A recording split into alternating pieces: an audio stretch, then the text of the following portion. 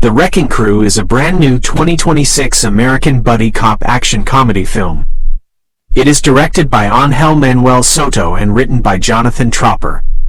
The movie features a big cast starring Dave Bautista, Jason Momoa, Claes Bang, Temuera Morrison, Batalon, Frankie Adams, Miyavi, Stephen Root, and Morena Baccarin. Let us talk about what happens in the movie from the very beginning to the end in a simple storytelling voice. The story starts in Hawaii when a private investigator named Walter Hale is killed in what looks like a hit and run. Walter has two sons who are estranged half-brothers. One is James, who is a U.S. Navy SEAL, and the other is Johnny, who is a suspended police detective. Both brothers get the news about their father dying. Soon after, some Yakuza thugs attack Johnny at his home in Oklahoma because they think Walter sent him a package.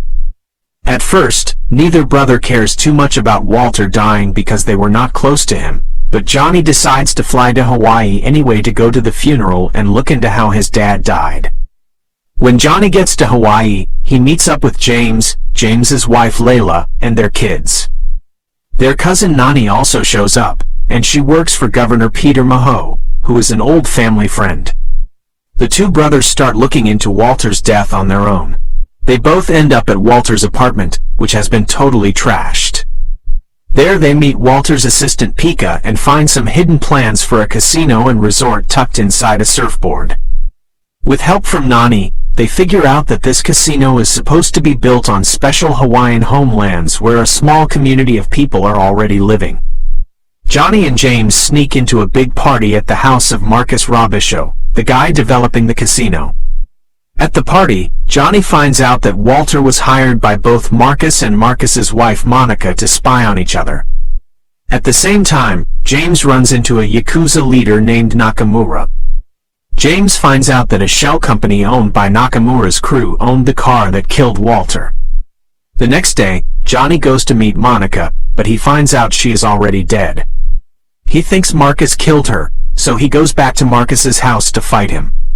Instead, Marcus's security guards beat Johnny up and throw him in jail. Once Johnny gets out, the two brothers finally get into a fist fight to settle all their old arguments and bad feelings. During the fight, Johnny explains why he cares so much about solving Walter's murder. He says he never solved the murder of his own mother, and he blames a local crime group called the Syndicate for it. James then tells him a big secret. James says he actually sent Johnny away years ago just to save his life from that same syndicate, which is why they grew apart. While all this is happening, Johnny gets a phone call from his ex-girlfriend Valentina back in Oklahoma. She tells him that a package from Walter finally arrived at his house there. Valentina flies over to Hawaii to hand-deliver the package herself. When they open it, they find a flash drive. This flash drive works like a security key for a digital wallet that Walter owned. Right after they figure this out, more Yakuza thugs attack them. They beat up the bad guys and check the digital wallet. They find millions of dollars inside along with transaction records showing that Governor Momoa was taking bribes. The brothers put the pieces together. They realize that Marcus Robichaud teamed up with the Yakuza to bribe the governor. They did this so the gambling laws would change and Marcus could build his casino on the protected Hawaiian land. Walter found out about the whole criminal plan, so they murdered him. Before he died, Walter managed to send that flash drive to Johnny. Soon after, James and Johnny get a call from Robichaud. Robichaud tells them he has kidnapped Layla and Nani, and he wants the flash drive in exchange for their lives. The two brothers launch a massive attack on Robichaud's house. They manage to rescue the family members and kill both Nakamura and Robichaud in the process. Governor Momoa gets arrested for corruption. Meanwhile, the leader of the syndicate finds Johnny and offers him the name of the exact man who killed his mother as a thank you for getting rid of the Yakuza. But instead of reading it, Johnny takes the paper with the killer's name on it and burns it in a barbecue grill. In the end, Johnny decides to stay in Hawaii with James, and the two brothers make plans to split and spend the millions of dollars their father left behind in the digital wallet. Now let us look at the good things about this movie, which are the merits. First of all, The pairing of Dave Bautista and Jason Momoa is fantastic. They have great physical presence and a very funny brotherly chemistry together.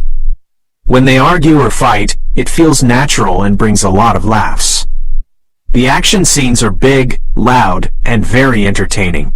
The movie moves at a fast pace, so you never really get bored while watching it. The Hawaiian setting is also a breath of fresh air. Most action comedies take place in New York or Los Angeles, but putting this story in Hawaii gives it a unique look and feel with beautiful scenery.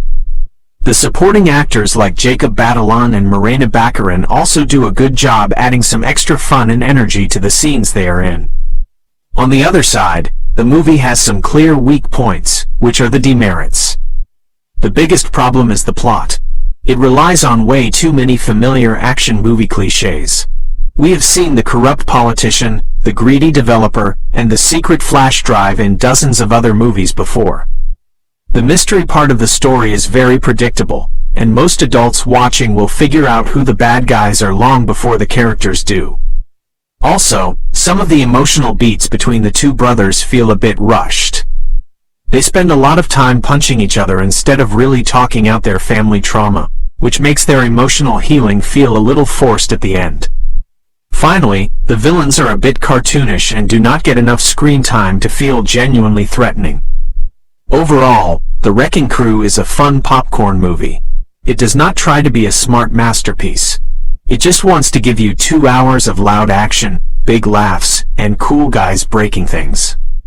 If you like buddy cop movies with lots of muscle and punchlines, you will have a good time watching it, even if the story itself is nothing new.